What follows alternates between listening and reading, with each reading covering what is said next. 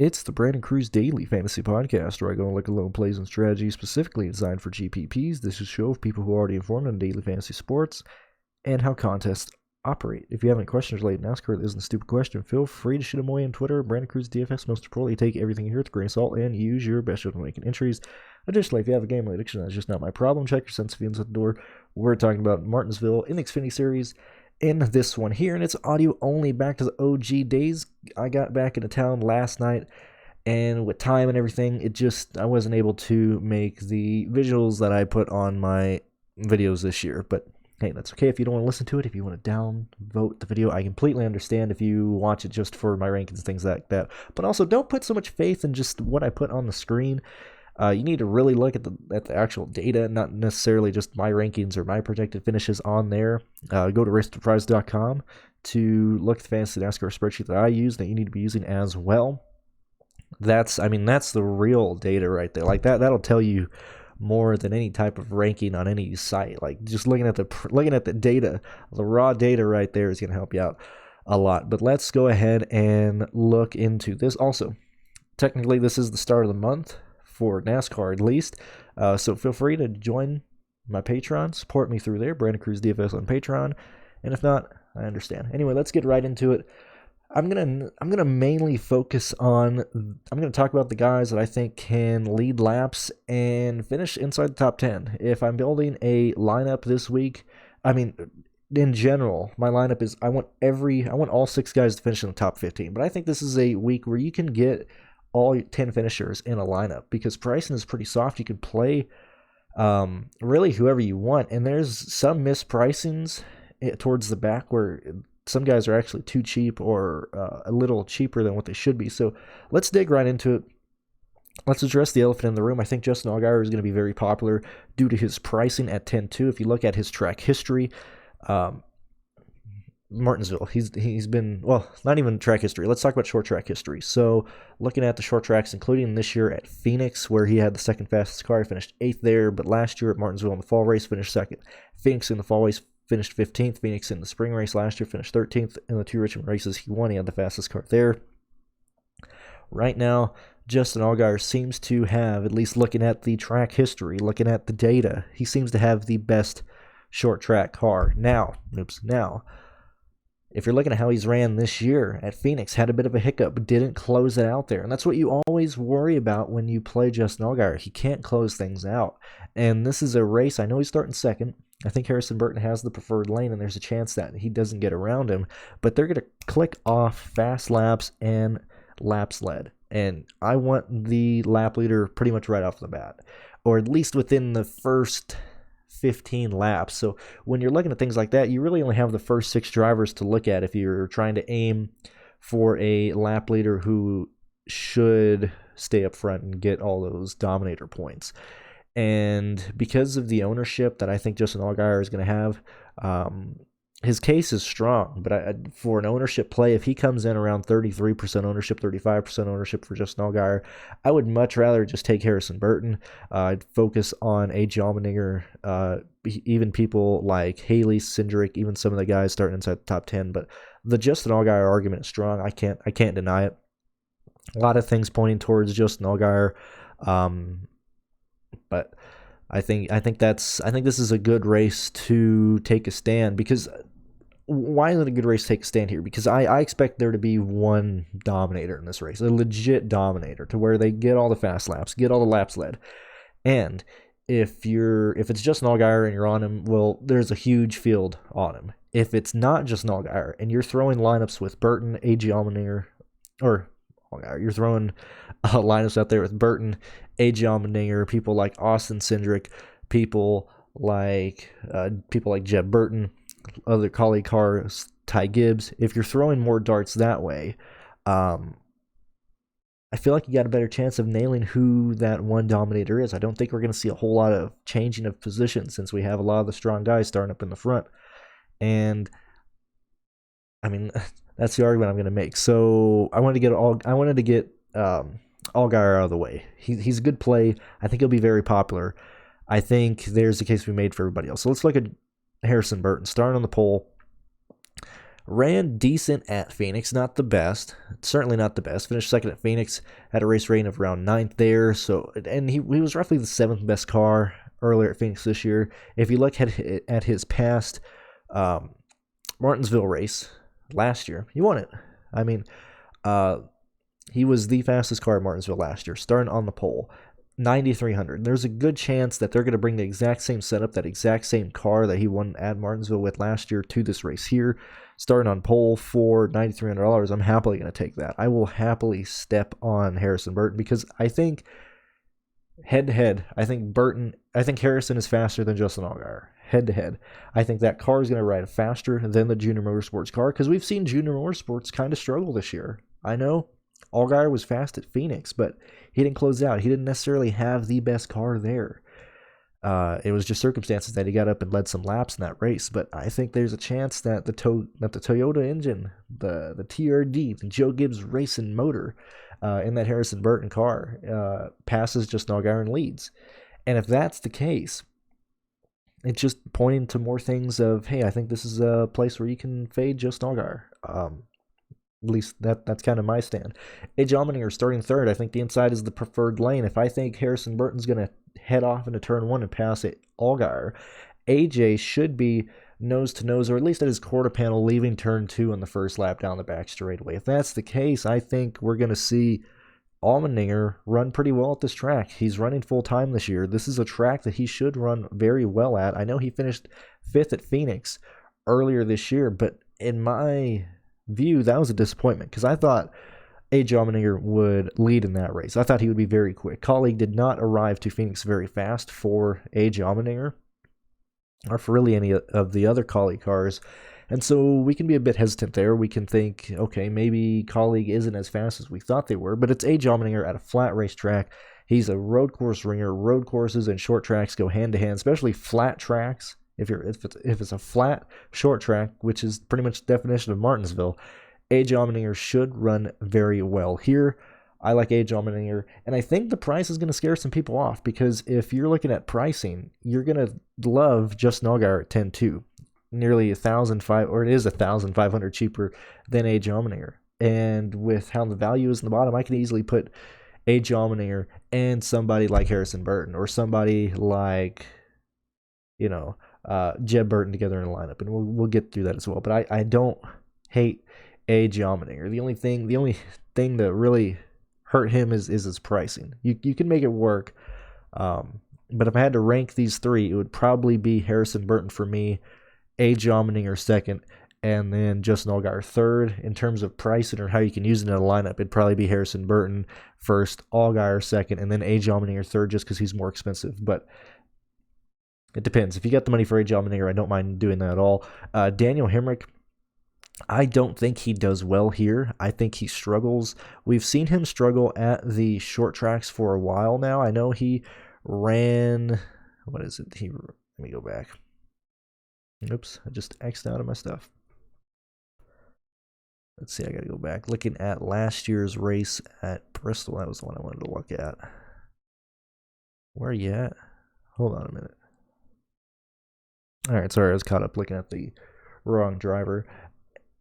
So, if I'm going back to the case that the Junior Motorsports car, actually, my bad, he's in a Joe Gibbs race. Hold on. All right, sorry, I completely X'd out of stuff, switched up the names.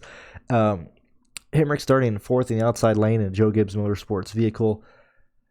Yes, Hemrick has been faster this year in the Joe Gibbs car, but I don't think he's going to do well in this race. I don't think he's going to be that fast. I don't think he leads laps. I think he does finish inside the top 6. I just don't think he leads laps.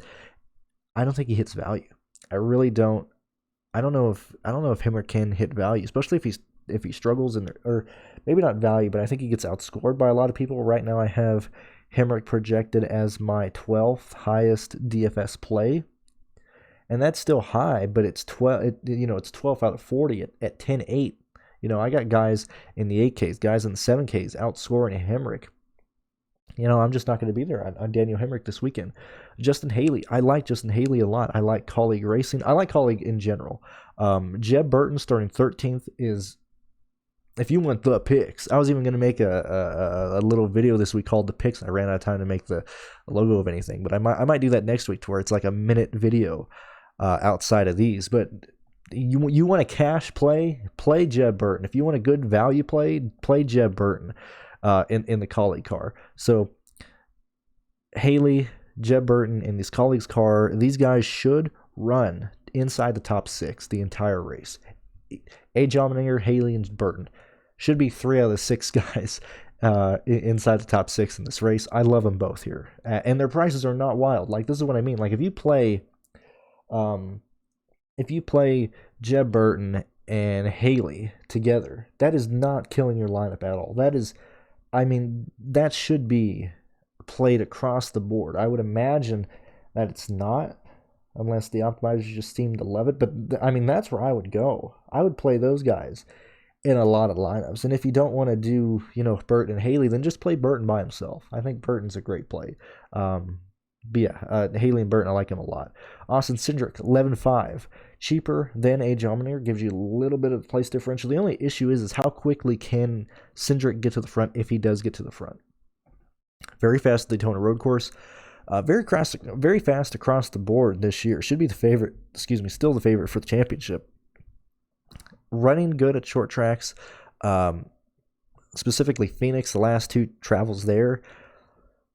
My only concern is that he doesn't get to the lead fast enough. I would like to see Cindric inside the lead before the end of stage 1.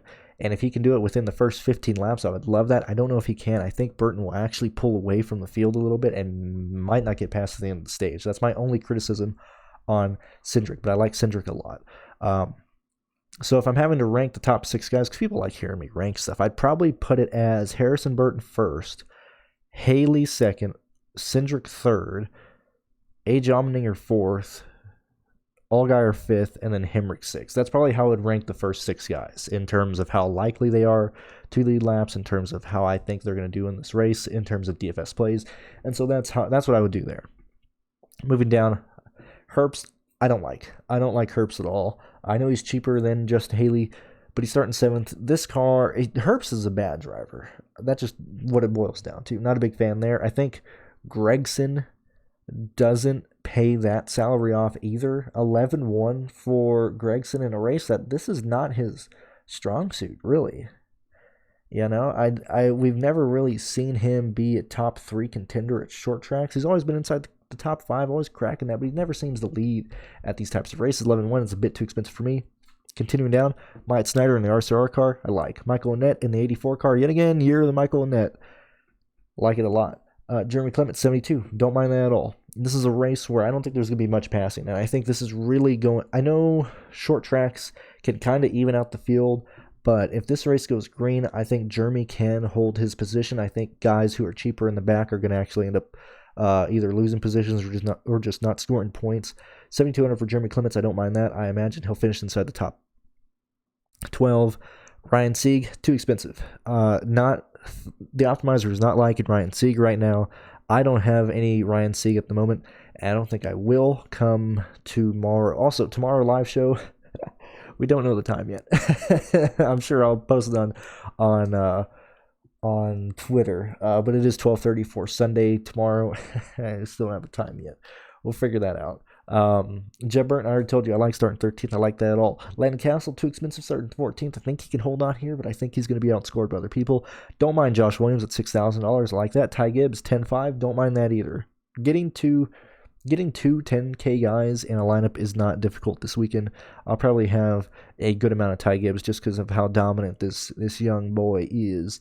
Tommy J. Martin's not interested. 6,400, not going to work. Jeffrey Earnhardt, not going to work either. Brandon Brown, 19th, $7,000, too cheap, should get up to 10th place. Timmy Hill, 20th. At the moment, some of the Carl Long vehicles are sponsored. We're still looking into seeing what the cars look like, because Carl Long can say that they're sponsored and show renderings, but I want to see the actual car. If it is sponsored, bam, absolute awesome play. $4,700, far too cheap for Timmy Hill, starting 20th at a short track where he can drive the field. Look, Timmy Hill's good at road courses. He is, in a sense of, he can actually drive them when the equipment allows it. Starting 20th at $4,700, he would probably finish 17th, 18th, or 16th. Should easily work. Jesse Little, just because I like Timmy Hill more, I'm not going to go there. I like Alex LeBay.